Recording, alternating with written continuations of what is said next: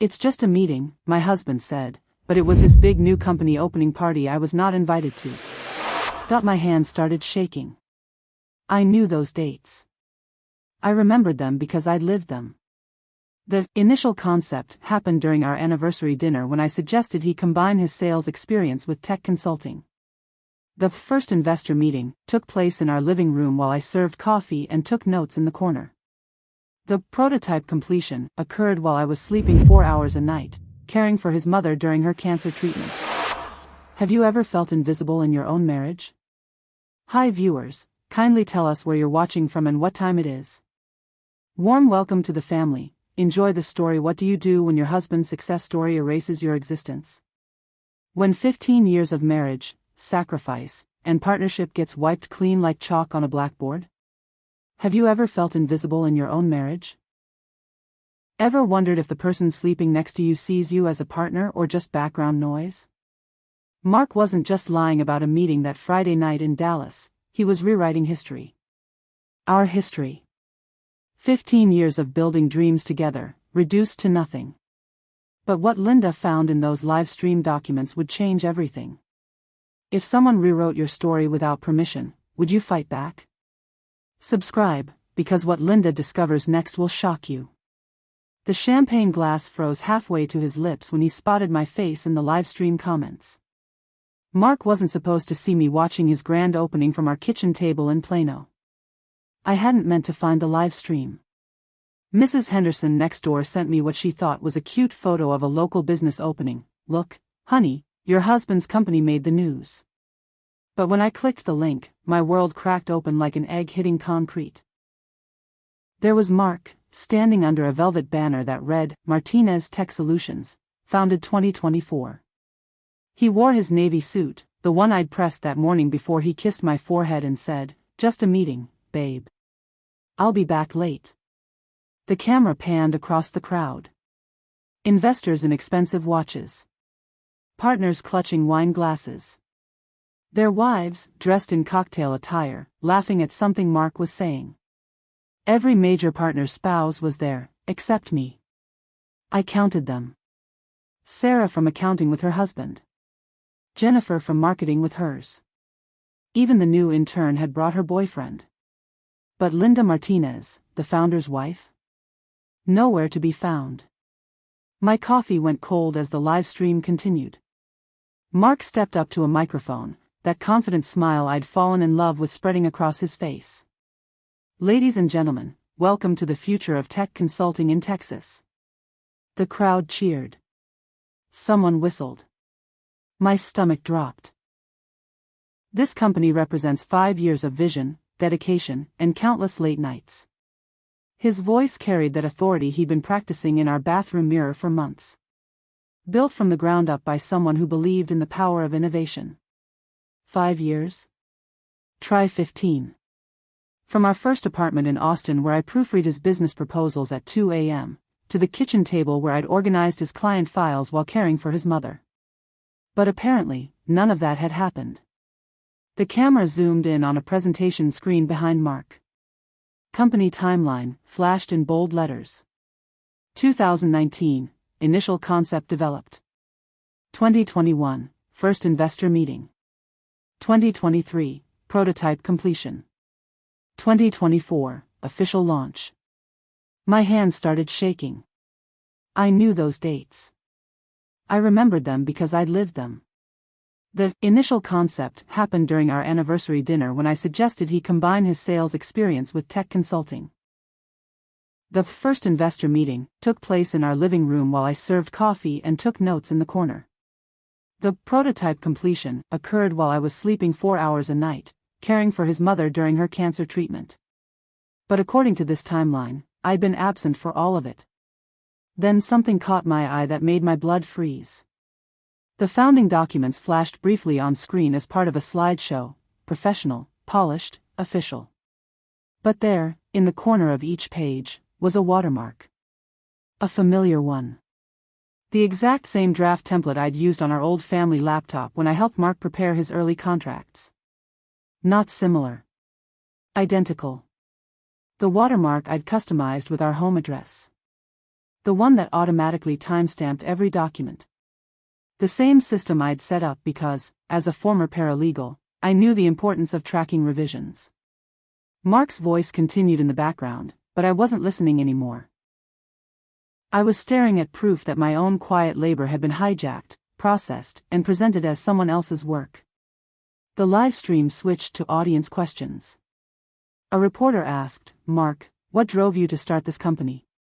His answer came smooth as silk. "Sometimes you just know you're meant to build something bigger than yourself.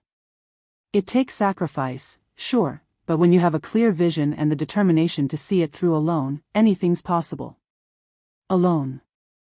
As the live stream ended, I noticed something that made my blood run cold. The timestamp on those founding documents matched the night I thought Mark was working late on our anniversary. Drop erased if you've ever been written out of your own success story. The manila folder in our bedroom closet had my handwriting all over it, literally. But according to Mark's company records, I'd never touched those contracts. I found it Tuesday morning after Mark left for his investor breakfast. Hidden behind his winter coats, stuffed between old tax returns like it was radioactive. The folder was thick, bursting with documents I remembered creating but apparently had never existed. My paralegal training kicked in like muscle memory. Document everything. Timestamp everything. Trust nothing that isn't in writing. The first page made me sit down hard on our bed. A contract draft dated 3 years ago, margins filled with my suggestions in purple ink, the same pen I always used for editing. Consider liability clause here, in my handwriting. Add termination notice requirements, in my careful print. But the final version Mark had presented to investors? My suggestions were there, refined and professional, but my name was nowhere to be found. I spread the papers across our comforter like a puzzle. Sticky notes fell out, dozens of them, all in my handwriting. Call Houston office about permits. Research tax incentives for small business. Draft payment schedule for contractors. Our kitchen had been my office for years. Every morning while Mark slept in, I'd sit with coffee and his laptop, researching regulations, editing proposals, organizing client information. He'd joke that I should charge him for paralegal services. I'd laugh and say, "We're a team. Teams don't erase their players from the record books." I pulled out our old laptop, the one we'd shared before his company took off. My login still worked. The browser history told a story Mark had tried to delete, hours of research on business registration, copyright law, partnership agreements. All conducted by me, on his behalf, while he was at his day job. The timestamps didn't lie. While Mark was in sales meetings, I was building the foundation of his business. While he was networking at happy hours, I was at home researching tax codes and liability protections. But the most devastating discovery was in our kitchen drawer, mixed between takeout menus and grocery lists. A crumpled piece of paper with Mark's handwriting, business plan outline, L's ideas, tech consulting for small businesses, focus on local partnerships, scalable service model. L's ideas. Linda's ideas. He'd written them down because he'd needed to remember them. My contributions weren't just helpful, they were foundational. The entire concept for Martinez Tech Solutions had started with a conversation we'd had over leftover pizza, me suggesting he combine his people skills with the tech knowledge he was always complaining about not having. I photographed everything. Every note, every draft, every timestamp. My phone's camera roll became an evidence file that Mark didn't know existed. 3 folders. 15 contracts. All bearing traces of Linda's work. But the signature pages told a different story entirely. Ever found proof that someone stole credit for your work? What did you do? The phone number on the business registration wasn't Mark's, it belonged to someone I hadn't spoken to in 5 years. Danny Rodriguez had been Mark's college roommate and the closest thing to a brother he'd ever had. When we moved from Austin to Plano, Danny had helped us load the truck.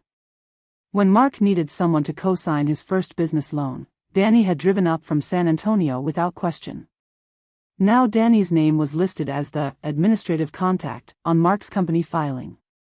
Not Mark's name. Not mine. Danny's. I dialed his number from our back porch while Mark was at another client lunch. My hands were shaking, but my voice came out steady. Former paralegal training, never let them hear uncertainty. Linda. Danny's voice carried that warm surprise I remembered. Holy cow, how long has it been? Too long. I skipped the small talk. Danny, I need to ask you about Mark's business registration. Your number's listed as the contact. Silence.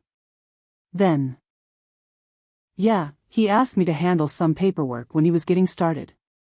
Said you guys were having marriage troubles and he needed to keep business stuff separate while you worked things out. My stomach dropped. Marriage troubles? I mean, that's what he told me. Said you'd separated temporarily and he was trying to get the business off the ground without complications. Danny's voice got quieter. Linda, are you guys not separated? We've never separated, Danny. We're living in the same house. I made him coffee this morning. The silence stretched so long I thought the call had dropped.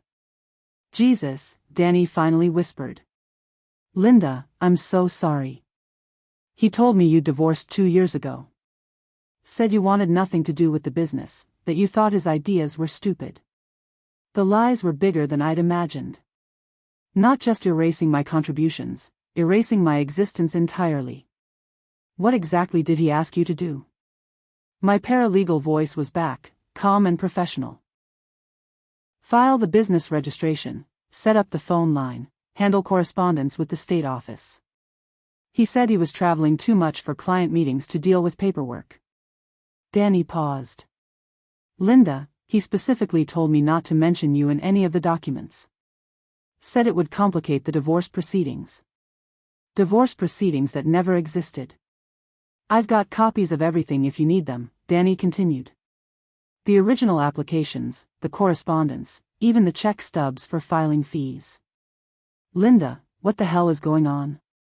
I explained everything, the live stream, the hidden documents, the erasure of my contributions. Danny listened without interrupting, occasionally muttering curses under his breath. That's fraud, he said when I finished. What he told me, what he told investors, what he's telling the world, it's all lies built on lies. Can you email me everything you have? Every document, every communication? Already pulling files while we're talking. Linda. His voice carried an anger I'd never heard before. He used me to steal from you. I'm going to help you get it back. The colleague's final words chilled Linda to the bone. He told everyone you divorced 2 years ago. What would you do if your spouse told people you didn't exist? She didn't say hello when she answered. Just, Linda, I've been waiting for your call for months. Margaret Chen had been my supervisor at the law firm in Austin, the woman who taught me that details win cases and emotions lose them. When I'd left to support Mark's dreams, she'd hugged me and said, if you ever need anything, anything at all, you call me. 5 years later, I was finally making that call. I need legal advice, I said, sitting in my car outside a Starbucks in downtown Plano. And I need it to stay between us. Coffee shop on Elm Street, 20 minutes, she replied without hesitation. Bring everything. Margaret looked exactly the same. Silver hair pulled back, reading glasses hanging from a chain, the kind of quiet authority that made opposing counsel nervous. She ordered black coffee and gestured for me to sit across from her in the corner booth. I spread my evidence across the small table like a card game. Photos of documents, printed emails, bank records, business registrations. Margaret put on her glasses and started reading without comment. She worked methodically, organizing papers into piles, occasionally making notes on a legal pad. Her expression never changed, but I knew her well enough to recognize the tight line her mouth made when she found something important. Timeline fraud, she said finally, not looking up from a contract.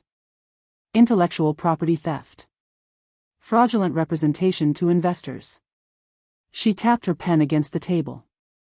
And depending on how much money changed hands based on these lies, potentially wire fraud. My chest tightened. Is it prosecutable? Criminally? Maybe. Civilly? Absolutely. She looked at me over her glasses. Linda, this isn't just a marriage problem. This is a systematic fraud that used your ideas, your work, and your reputation to secure money under false pretenses. She organized the documents into 3 neat stacks. Evidence of contribution, evidence of erasure, evidence of financial benefit derived from fraud. You've got a case that would make any lawyer jealous. What do I do first? Margaret pulled out her phone and started typing. First, we document everything officially. Notarized statements, timestamped photos, witness affidavits. Second, we get Danny Rodriguez to provide sworn testimony about Mark's lies. Third, we file preservation notices to prevent destruction of evidence. She looked up from her phone. And Linda? We do all of this quietly. The moment Mark realizes you're building a case, he'll start covering tracks. How long do we have? To build an airtight case? 6 weeks. To file initial paperwork? 2 weeks. Margaret reached across the table and squeezed my hand. You were always the best researcher I had. Time to research your own life back. The mentor's expression changed when she saw the signature dates. Linda, these documents were notarized when you were in the hospital with his mother. Flag this detail, it becomes crucial evidence later. The nurse remembered me. More importantly, she remembered the dates Mark claimed to be signing contracts alone. Mrs. Martinez. How's Mark's mother doing? Janet smiled from behind the nurse's station at Presbyterian Hospital. She'd been our lifeline during those 3 hellish days when Mark's mom had her stroke last September. She's doing well, thank you. I pulled out my phone, showing her screenshots of Mark's business timeline. Janet, I need to ask you about something strange. Do you remember Mark being here with me during his mother's emergency? Her face shifted to concern. Of course I remember. You two practically lived in room 314 for 3 days straight. Mark never left your side or hers. She paused. Why? Is everything okay? I showed her the business documents claiming Mark was in crucial investor meetings those same dates. Janet's eyes went wide. That's impossible. Mark was here from Tuesday through Thursday, September 12th through 14th. I remember because he kept asking if we could set up a phone line in the room so he could make business calls without leaving his mother. My heart started racing. He made business calls from the hospital? Constantly. Said something about not wanting to miss opportunities while dealing with family stuff. Janet pulled up her computer. Let me check our visitor logs. The screen showed exactly what I needed. Mark Martinez, visitor, September 12th 7:23 a.m., September 14th 6:47 p.m. 3 full days. No gaps. No investor meetings. No crucial business appointments. Just Mark, me, his dying mother, and phone calls he claimed were client emergencies. Mrs. Martinez, is Mark in some kind of trouble? I'm starting to think he might be. I took photos of the visitor logs. Janet, do you remember what kind of calls he was making? She glanced around, then leaned closer. Honestly? They didn't sound like sales calls. He kept talking about founding documents, investor presentations, timeline adjustments. I remember thinking it was weird timing to be starting a business while his mother was dying. Starting a business. Not running one. Starting one. Did he mention anyone specifically? Names, companies? Janet thought for a moment. Danny something. Said Danny was handling paperwork while Mark dealt with family crisis. And he kept mentioning presentations to investors, but he seemed stressed about deadlines. The pieces clicked together. While I was holding his mother's hand, adjusting her pillows, talking to doctors, Mark was orchestrating the erasure of my contributions from his business documents. Using his mother's medical emergency as cover for rewriting history. There's something else, Janet said quietly. The calls got more frequent after you'd fall asleep in the chair. Like he was waiting for you to be unconscious before discussing certain things. My stomach turned cold. He'd used my exhaustion against me. Janet, would you be willing to write down what you remember? Dates, times, what you overheard? Already thinking about it. What he's done isn't right. She handed me her card. Call me if you need official testimony. That man owes you more than he knows. But the most damning proof wasn't in the visitor logs, it was in Mark's own phone, backed up automatically to their shared cloud account. Should Linda access those cloud files? What's your vote? The deleted emails weren't actually deleted. They were archived in a folder labeled Linda Contributions that Mark thought he'd hidden. I discovered it by accident Thursday morning while Mark was at his weekly strategy meeting. Our shared cloud account had been sending me storage notifications for months, but I'd ignored them. When I finally logged into ClearSpace, I found folders I'd never created. L. Business Ideas. L. Contract Edits. L. Research Files. And the most damning, L. Keep Private. My hands shook as I clicked the first folder. Dozens of voice memos I'd recorded while researching business regulations, market analysis, competitor pricing. All time-stamped. All credited to me in Mark's personal notes. The second folder contained every edit I'd ever made to his contracts, every suggestion I'd offered for client presentations, every late-night brainstorming session where I'd helped him solve problems. Email chains where Mark thanked me, praised my ideas, called me his secret weapon. But the Keep Private folder destroyed me. Email after email to his business partner Steve, Linda came up with another brilliant angle for the Henderson account. My wife's paralegal background is saving us thousands in legal fees. She's the brains behind our client retention strategy. Then, 6 months later, the tone shifted. Steve, we need to discuss Linda's role going forward. Investors prefer clean founding stories. I'm thinking we phase out mentioning Linda's contributions. Simpler narrative. Can we adjust the presentations to focus on solo founder angle? Steve had replied, whatever you think is best. But Mark, Linda's ideas drove half our early success. Mark's response chilled my blood. Success has many parents. Failure is an orphan. Right now, Linda's an orphan I can't afford. I kept scrolling. Planning emails about gradually reducing Linda's visibility in company materials. Strategy sessions about transitioning to single-founder narrative for series of funding. Detailed timelines for removing my name from documents, presentations, and company history. The man I'd married had systematically planned my professional assassination. But the voice memos were the worst. Hours of recordings Mark had made, apparently dictating notes to himself. His voice, tired and calculating. Linda's copyright ideas are gold, but I need them attributed to company research, not personal contribution. Another recording, the investor pitch works better if I'm the solo visionary. Need to backdate some documents to reflect individual development rather than collaborative process. And the one that broke me, Linda doesn't understand business politics. She thinks fairness matters. In tech, perception is everything. Solo founders get better valuations. I'd been married to a stranger. Worse, I'd been married to a man who saw my love as weakness and my trust as opportunity. The final folder contained photos I'd never seen. Screenshots of my research, images of contracts with my handwriting, even pictures of me working at our kitchen table, apparently taken secretly as documentation of contribution for his personal records. He'd been collecting evidence of my work while publicly denying it existed.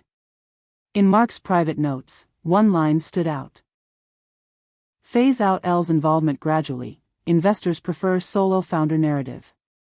Screenshot that quote mentally, it's about to become legal evidence.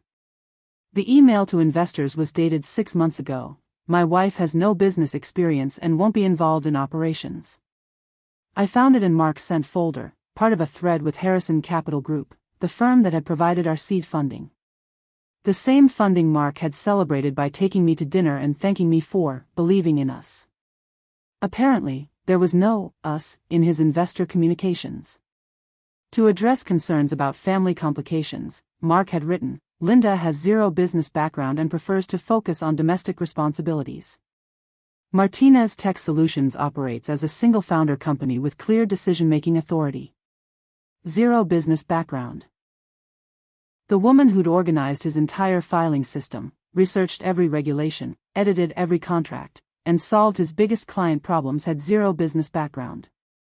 I scrolled through the entire email chain. Question after question from investors about founder stability and partnership complications. Mark's responses painted me as either non-existent or incompetent. My spouse has no interest in company operations and poses no risk to business continuity. Linda prefers to remain uninvolved in professional matters. There are no marital assets tied to company operations, clean separation between personal and business finances. That last line was a flat lie. Our joint savings had funded the initial business registration. Our home equity had backed the first equipment purchases. My car title had been collateral for his initial loan. But according to Mark's investor presentations, he'd self-funded everything. The Harrison Capital thread included attachments. Investor presentations I'd never seen. Professional slide decks with company timeline, founder biography, financial projections. Every idea I'd contributed was there, refined and polished, attributed to extensive market research and founder innovation. Slide 12 made me nauseous. Founder profile, Mark Martinez, solo entrepreneur. Below it, a photo of Mark in his navy suit, standing in our living room next to the bookshelf where I kept my paralegal certifications. The same room where we'd held brainstorming sessions, client calls, and planning meetings. I'd been cropped out of my own life. But the smoking gun was in his draft folder. An email he'd never sent, titled Linda Problem. The message laid out his strategy for dealing with me: continue using her research and ideas while minimizing public acknowledgement. Phase out her visibility gradually. If questioned, emphasize her preference for privacy. The email had been updated multiple times, each revision getting more calculating. Version 1 called me supportive spouse. Version 3 called me uninvolved partner. Version 5 called me domestic-focused wife with no business interest. Each version erased a little more of who I actually was. The final version, saved but never sent, Linda Martinez poses no risk to company operations as she has no documented involvement in business development or strategic planning. No documented involvement. Except for the hundreds of documents in his Linda Contributions folder that he'd apparently forgotten existed. If this level of betrayal seems unthinkable, you haven't seen the worst yet. Subscribe or miss the most shocking revelation. But Linda's biggest advantage wasn't what Mark stole, it was what he didn't know she'd kept. What secret weapon do you think Linda has been hiding? The business plan Mark presented to investors wasn't just based on my ideas. Entire sections were copy-pasted from my original drafts. I'd found my smoking gun in the most unlikely place, my old college email account. The one I'd kept active for alumni updates and never bothered to delete. Buried in sent items from 3 years ago was an email to myself titled, Mark's Business Concept, First Draft. I'd send it as backup, the way I always did with important documents. Old paralegal habit Margaret had drilled into me: always have a paper trail, even for your own work. The timestamp read 2:47 a.m., October 15, 2021. A sleepless night when Mark was stressed about his dead-end sales job and I'd stayed up researching business ideas to help him. I'd typed up a comprehensive plan and emailed it to myself before showing him in the morning. Now, side by side on my laptop screen, I compared my original draft with Mark's final investor presentation. The match was devastating. My opening paragraph. Small businesses in Texas struggle with technology integration due to cost barriers and complexity. A consulting firm that focuses on scalable, affordable solutions could capture significant market share by addressing the gap between enterprise-level tech and mom-and-pop operations. Mark's investor pitch, verbatim: small businesses in Texas struggle with technology integration due to cost barriers and complexity. Martinez Tech Solutions captures significant market share by addressing the gap between enterprise-level tech and mom-and-pop operations. He'd changed exactly 4 words. A consulting firm that focuses on scalable, affordable solutions became Martinez Tech Solutions. That was it. Page after page showed the same pattern. My market analysis. My competitive research. My financial projections. Even my suggested company tagline, technology that works for real businesses. But the copyright trap went deeper than I'd realized. The email wasn't just a draft. It was officially timestamped intellectual property with my digital signature embedded in the metadata. I'd unknowingly created legally protected documentation of my original work. Margaret had been right to push me toward registered copyright protection. 3 years ago, feeling paranoid after reading about idea theft in business, I'd registered my market research and business plan concepts with the U.S. Copyright Office. Cost me $85 and felt silly at the time. Now it was worth everything. I pulled out the copyright registration certificate from my filing cabinet.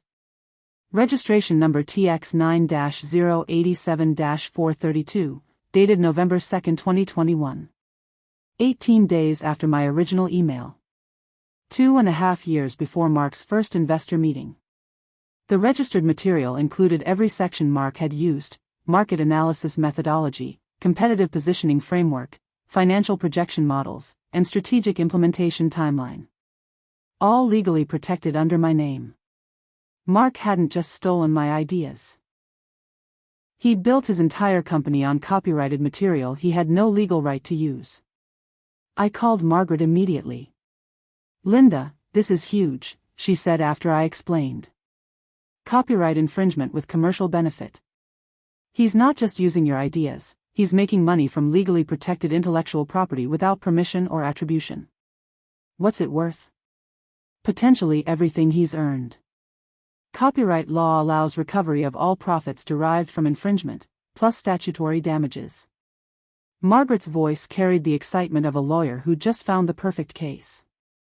"Linda, you don't just have grounds to sue. You might own his entire company." The next morning, I did something I'd never done before. I walked into a notary office and had everything officially witnessed and timestamped. Linda's paralegal training had taught her one crucial lesson: always keep originals. Mark was about to learn why. Ever protected yourself legally without realizing it? That preparation pays off. The business conference in Houston wasn't invitation only. Linda bought her own ticket and walked into Mark's world unannounced. The Texas Tech Business Summit at the Hilton Americas was exactly the kind of event Mark lived for. 3 days of networking, presentations, and deal-making with the state's biggest entrepreneurs. Mark had mentioned it casually over breakfast: "Big conference in Houston this weekend. Boring tech stuff, you'd hate it." I booked my ticket an hour later. Friday afternoon, I stood in the hotel lobby wearing my best black dress and the confidence I'd learned from Margaret: walk like you belong, and people assume you do. The registration table had my name on the attendee list, Linda Martinez, listed under independent consultant.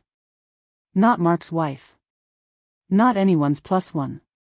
Just Linda. The main ballroom buzzed with conversations about funding rounds, market disruption, and scaling strategies. I grabbed a coffee and found a corner where I could watch Mark work the room. He moved from group to group like he owned the place, shaking hands, exchanging business cards, telling his story. Our story. Except I wasn't in it. "Excuse me, are you Linda Martinez?" A woman in her 50s approached, extending her hand. "I'm Patricia Wells from Harrison Capital Group. We funded your husband's company." My heart stopped, but I kept my voice steady. "Yes, nice to meet you. Mark's told us so much about you." "Well, actually, he's mentioned you prefer to stay out of the business side of things." She smiled apologetically. "I hope you don't mind me saying, but I find that refreshing. So many entrepreneur spouses try to insert themselves into operations." I smiled back, my paralegal training kicking in. Never correct a lie immediately, let them talk first. "What has Mark told you about my background?" "That you're wonderfully supportive but prefer domestic life to the startup world." "Said you find business discussions boring." Patricia laughed. My husband's the same way about my work. Boring. The woman who'd researched every aspect of Mark's business found business boring. I'm curious, I said carefully, what convinced Harrison Capital to invest in Mark's company? Patricia's eyes lit up. The market analysis was brilliant.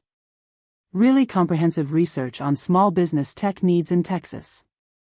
And the financial projections were so detailed, so realistic. Mark clearly did his homework. Mark's homework. My homework. The presentation materials were impressive too, she continued. Professional, thorough, obviously the work of someone who really understands both technology and business law. Someone who understands business law. Like a paralegal might. I excused myself and moved toward the presentation area, where Mark was setting up for his afternoon talk, from concept to capital, building a tech consulting empire. I found a seat in the back row and started recording on my phone. Mark's presentation was flawless.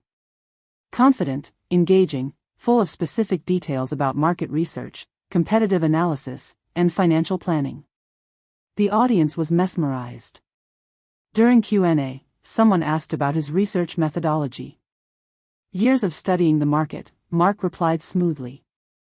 Late nights, extensive analysis, really diving deep into what small businesses actually need. Late nights. At our kitchen table. With me doing the research. After his talk, I approached a group of investors who'd cornered Mark for follow-up questions. I stayed on the periphery, listening.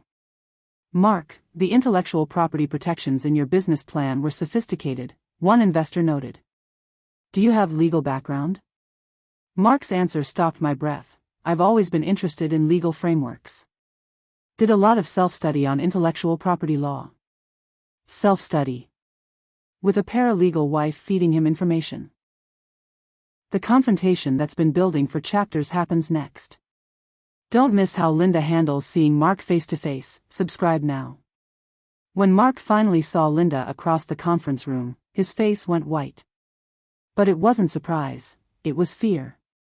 Predict, what does Linda say to Mark when they're finally alone? Ladies and gentlemen, I'd like to introduce you to the actual co-founder of this company, my wife, Linda. Mark's voice shook as he spotted me walking toward his investor circle. The confident presenter from 20 minutes earlier had vanished, replaced by a man who looked like he'd seen a ghost. Linda, honey, what a surprise. His smile was plastic, his eyes panicked. Everyone, this is my wife. She decided to join us after all. The investors turned toward me with polite smiles. Patricia Wells looked confused. I thought you said Linda preferred to avoid business events? The silence stretched like a rubber band about to snap. There's been a misunderstanding, Mark said quickly. Linda's actually been very involved in the company's development. Haven't you, sweetheart? Sweetheart. He hadn't called me that in 2 years. Very involved, I agreed, keeping my voice level. In fact, I was just telling Patricia about the market research. You know, the research that convinced Harrison Capital to invest. Mark's face went pale. Linda helped with some early research, yes. Some research? I pulled out my phone, opening the photos of his emails. Mark, should I tell them about the Linda contributions folder on your computer? The one where you saved all my work while telling investors I had no business experience. The investor circle went quiet. Patricia's eyebrows shot up. Linda, maybe we should discuss this privately, Mark said through gritted teeth. Why privately? These people invested money based on work I did. Don't they deserve to know the truth about where their investment actually came from? One of the investors, a tall man in an expensive suit, stepped forward. Mrs. Martinez, what exactly are you saying? I looked directly at Mark. I'm saying that the market analysis, the financial projections, the competitive research that convinced you to invest, I wrote all of it. At 2 a.m. at our kitchen table while Mark slept. I have the timestamps, the original files, and the copyright registrations to prove it. Mark tried to interrupt. Linda's exaggerating her dash. Am I exaggerating? I turned my phone screen toward the investors. These are emails Mark sent to his business partner, calling me the brains behind client retention strategy and his secret weapon. Want to see more? Patricia pulled out her own phone, apparently taking notes. The other investors exchanged glances that didn't look good for Mark. The intellectual property that forms the foundation of Martinez Tech Solutions is registered under my name, I continued. Mark's been profiting from copyrighted material he has no legal right to use. The tall investor's expression hardened. Mr. Martinez, is this true? Mark's desperate attempt at damage control came out in a rush. Linda, you're my partner in everything. You know that. We built this together. Why don't you join the company officially? We can work this out. Too little, too late. And everyone in the circle could see it. Thank you, I said calmly, but I'll be starting my own company. The response shocked everyone in the room, including Mark. His mouth opened and closed like a fish. Linda's response to Mark's public offer shocked everyone in the room. Thank you, but I'll be starting my own company. Would you take the olive branch or go independent? What's your move? The cease and desist letter was 3 pages long and referenced 12 specific instances of copyright infringement. Margaret helped me draft it over coffee at the same corner table where we'd planned my investigation. Her legal pad was covered with notes, dates, and dollar amounts that made my head spin. Linda, you need to understand what we're claiming here, she said, adjusting her reading glasses. This isn't just about hurt feelings or marriage problems. Mark used your copyrighted material to secure investment funding. That's commercial fraud. The numbers were staggering. Harrison Capital Group had invested $250,000 based on presentations that contained my research, my market analysis, my financial projections. Every dollar Mark had received was built on my work. We're demanding full disclosure to investors, Margaret continued, public acknowledgement of your contributions, and financial compensation equal to 50% of all profits derived from your copyrighted material. 50%. Of everything. What if he fights it? Then we go to court. And Linda, will win. She tapped the copyright certificate. This document is bulletproof. You registered everything before he ever made a penny. We sent the letter on Tuesday morning. Mark had 72 hours to respond. He called that evening while I was making dinner. His voice was different, smaller somehow. Linda, we need to talk. Through lawyers, I replied calmly. Margaret Chen represents me now. Margaret? From Austin?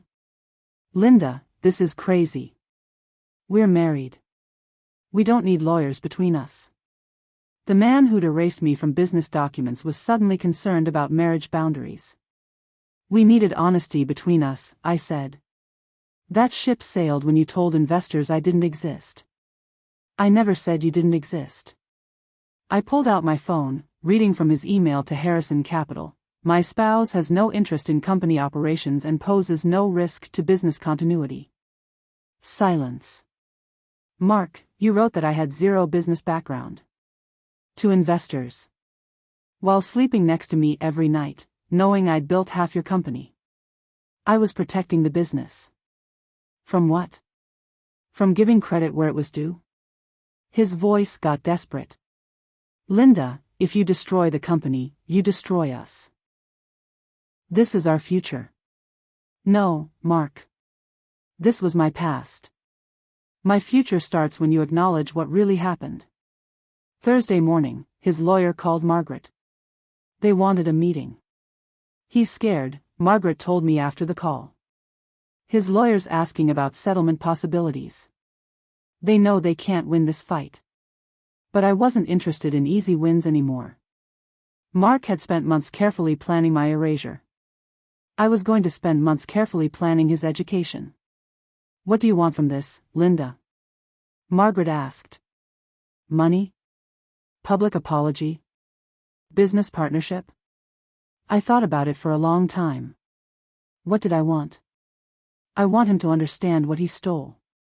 Not just my ideas, my professional identity. I want every future spouse to know their contributions matter.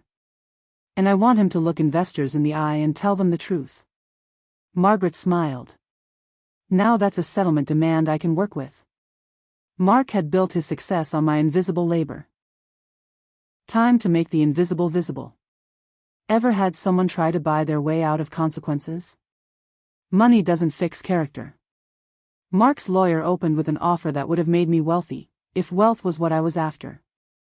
Mrs. Martinez, our client is prepared to offer a substantial settlement, said James Morrison, Esquire, sitting across from Margaret and me in his downtown Dallas office. $200,000, plus ongoing royalties on any intellectual property derived from your early contributions. $200,000. More money than I'd ever seen at once. In exchange for what? I asked. A confidentiality agreement. No public statements about the founding of Martinez Tech Solutions. No contact with investors or business partners regarding past disputes. Clean separation, generous compensation, everyone moves forward. Clean separation. Like I was a problem to be solved instead of a person who'd been wronged. Margaret leaned forward. An acknowledgement of Mrs. Martinez's contributions? Morrison shuffled his papers. The settlement would constitute acknowledgement between the parties. Private acknowledgement, I said. While the public record continues to list Mark as sole founder. Mrs. Martinez, surely you understand the complications of revising established business narratives. Investors, partners, regulatory filings, it's complex. I looked at Mark, sitting beside his lawyer like a scolded child. He wouldn't meet my eyes. James, I said, using his first name deliberately, let me tell you what's complex. Watching your husband accept congratulations for ideas you developed. Reading investor presentations that quote your research word for word with someone else's name attached. Sitting at home while he celebrates successes built on your work. Morrison glanced at Mark. Mrs. Martinez, what would constitute acceptable resolution in your view? I'd been thinking about this for days. Public correction. Mark issues a statement acknowledging my foundational role in developing Martinez Tech Solutions. The company website includes accurate founding history. Investor communications receive corrected information. That's impossible, Mark spoke for the first time. Linda, you don't understand business. Public corrections look like fraud. Investors will panic. Mark, what you did was fraud. The correction is just honesty. His lawyer tried damage control. Perhaps we could find middle ground. Internal acknowledgement within the company structure, updated documentation for future reference. No. I cut him off. I don't want money to disappear quietly. I want young women to know their contributions matter. I want future spouses to see that invisible labor has value. I stood up. I want Mark to understand that erasing people has consequences. Margaret gathered our papers. Gentlemen, my client's terms are non-negotiable. Public acknowledgement of contributions, accurate company history, or we proceed to court. Morrison looked panicked. Mrs. Martinez, surely we can reach accommodation. You have 1 week, I said. After that, we file suit. And James? Discovery in intellectual property cases can be very thorough. Every email, every document, every conversation Mark's had about erasing my contributions becomes public record. Mark's face went white. Your choice, I said, heading for the door. Truth now, or truth later. But the truth is coming either way. Money or principles, what would you choose in Linda's position? The press release went out at 9 a.m. sharp, correction to company founding story, acknowledging hidden contributions. I was drinking coffee in my kitchen when Margaret called. It's live, Linda. Check the company website. I opened my laptop with shaking hands. There, on the Martinez Tech Solutions homepage, was a new section, Founding Team Recognition. Martinez Tech Solutions was co-developed by Mark Martinez and Linda Martinez. Linda's extensive legal background and market research formed the foundation of our business model. Her contributions to contract development, client relationship strategies, and financial planning were instrumental in our early success and continue to guide our operations. Co-developed. Not helped with or supported by. Co-developed. The press release was more detailed. Mark Martinez, CEO of Martinez Tech Solutions, announces recognition of his wife Linda Martinez as co-founder of the company. Linda's contributions were foundational to our success, and she deserves public acknowledgement for her role in building this business, Martinez stated. The company is implementing new policies to ensure all contributors receive appropriate recognition. My phone started ringing immediately. Danny Rodriguez called first. Linda, I just saw the announcement. I'm so sorry about what happened with the paperwork. If I'd known Mark was lying about your separation. Danny, you did nothing wrong. Mark lied to both of us. Still, I feel terrible. You built half that company. Patricia Wells from Harrison Capital called an hour later. Linda, I owe you an apology. Mark clearly misrepresented your involvement in the business development. Thank you for saying that. More than that, if you ever want to discuss your own consulting business, Harrison Capital would be interested in hearing your ideas. Your market research was the best we'd seen. My market research. Finally attributed to the right person. The local business journal picked up the story. Tech executive acknowledges wife's foundational role in company development.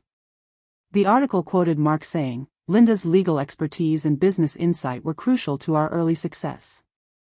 I should have acknowledged her contributions publicly from the beginning. That afternoon, something unexpected happened. 3 women called me. Strangers who'd found my number through business directories. Mrs. Martinez, I read about your situation in the paper, said the first caller. My husband started a construction company using my project management system, but his business cards say, sole proprietor. I didn't know I could do anything about it. The second caller, I developed the customer service protocols for my husband's restaurant, but he tells everyone he created them himself. The third, I've been my husband's unpaid accountant for 12 years, but his CPA firm doesn't mention me anywhere in their materials. I realized Mark's public acknowledgement was just the beginning. My case had opened a door I hadn't expected. Would you like to meet for coffee? I asked each caller. Justice served, but is this really the end of Linda's story? The voice on the phone belonged to a woman I had never met, but who had lived through identical erasure at 3 different companies. Linda Martinez? This is Sarah Chen from Portland. I read about your case in the Wall Street Journal article. I need your help. The article had run a month after Mark's public acknowledgement. The hidden economy of spousal labor examined how my copyright case was exposing widespread erasure of partner contributions in family businesses. What happened to you, Sarah? 3 companies. 22 years. My programming background built the technical foundation for each business my husband started, but I'm not mentioned in any incorporation documents. When our marriage ended, I walked away with nothing. Sarah wasn't alone. The article had included my email address, and messages flooded in. Women and men from across the country, all sharing similar stories. Margaret helped me understand what was happening. Linda, your case created legal precedent. For the first time, a court would have been forced to examine copyrighted intellectual property in spousal business contributions. Even though you settled, the legal framework exists now. The framework became a movement. Within 3 months, I was getting calls from lawyers representing invisible partners in 5 different states. Each case cited my copyright strategy as precedent for protecting spousal contributions. We're forming a support network, Sarah told me during one of our weekly phone calls. Legal resources, documentation strategies, emotional support for people going through what we went through. The network grew quickly. Spouses who'd provided marketing expertise, technical skills, legal research, financial planning, administrative support, all systematically erased from business histories and ownership structures. What would you call this organization? Asked Maria Gonzalez, a woman whose restaurant concept had become her husband's chain of successful taco shops. The Invisible Partners Project, I suggested. We launched with a simple website. documentation templates, copyright protection guides, legal referral services, and most importantly, a directory of people who understood what it meant to be erased from your own success story. The first case we helped was David Kim in Seattle. His husband had built a graphic design firm using David's art portfolio and client relationships, then excluded David from all business ownership when they incorporated. I thought I was being supportive, David told me during our video call. I didn't realize I was being stolen from. Using our copyright strategy, David recovered 40% ownership of the design firm and ongoing royalties on artwork he'd created. The second case was Jennifer Walsh in Atlanta, whose market research had launched her ex-husband's successful consulting business. Jennifer used our documentation templates to prove her contributions, ultimately winning recognition as co-founder and a settlement covering 5 years of unpaid intellectual property use. By year's end, the Invisible Partners Project had helped document over 50 cases of spousal erasure in business settings. More importantly, we'd prevented dozens more by teaching couples to protect their contributions before problems developed. Linda, what you've built here is incredible, Margaret said during one of our monthly check-ins. You turned personal trauma into systemic change. But the call that surprised me most came in December. Mark's voice was different, quieter, more thoughtful. Linda, I've been in therapy since the settlement. I need to understand how I became someone who could erase you so completely.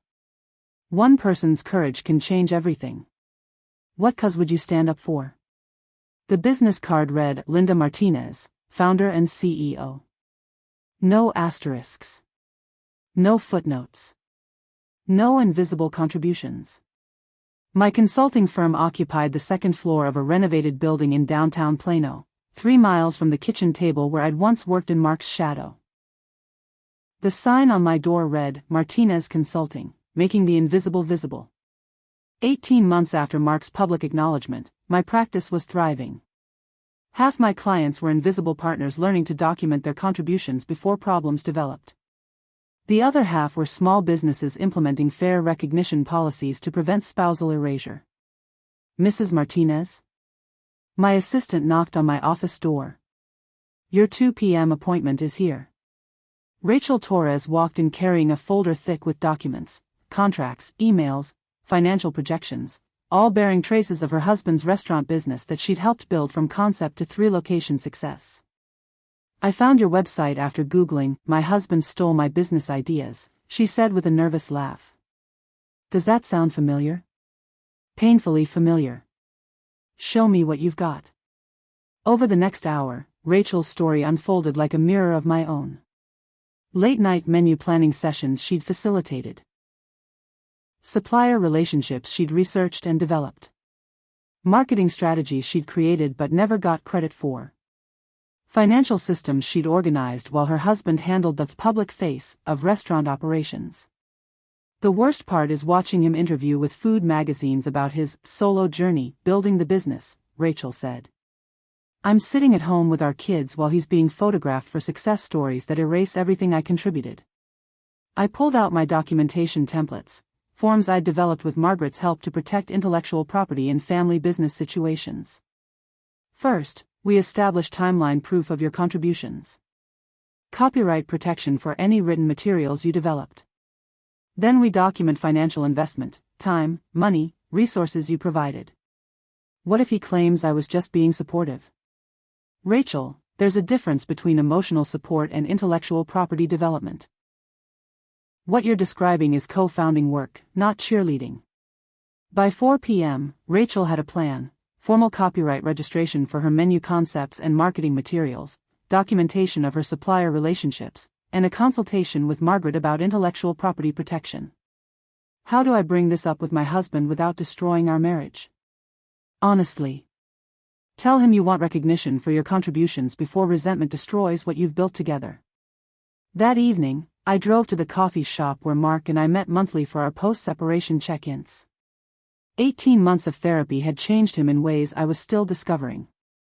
How's the practice? He asked as I sat down with my usual black coffee. Growing. Today I helped a woman protect restaurant concepts her husband was planning to claim as solo development.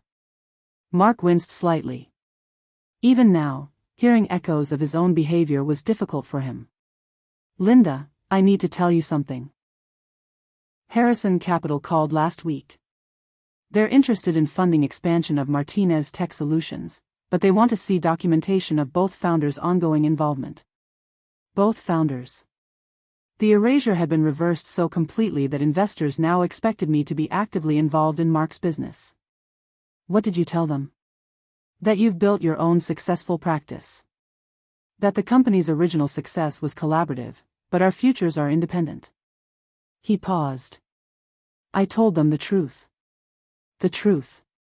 It had taken 2 years, legal threats, and extensive therapy, but Mark was finally capable of honesty about what we'd built and what we'd lost. The Invisible Partners project helped 3 more couples this month, I told him. People who learned to protect their contributions before problems developed. Mark nodded. Maybe some good came from my mistakes. Outside, Plano traffic hummed past our window. 2 people who'd once shared everything now shared coffee and cautious friendship, building something new on the foundation of hard-won honesty. The plaque on my office door caught the morning light every day. Every contribution matters. Every voice counts. No one is invisible here. If Linda's journey from invisible to invaluable inspired you, what would be on your office door plaque? Your story matters too.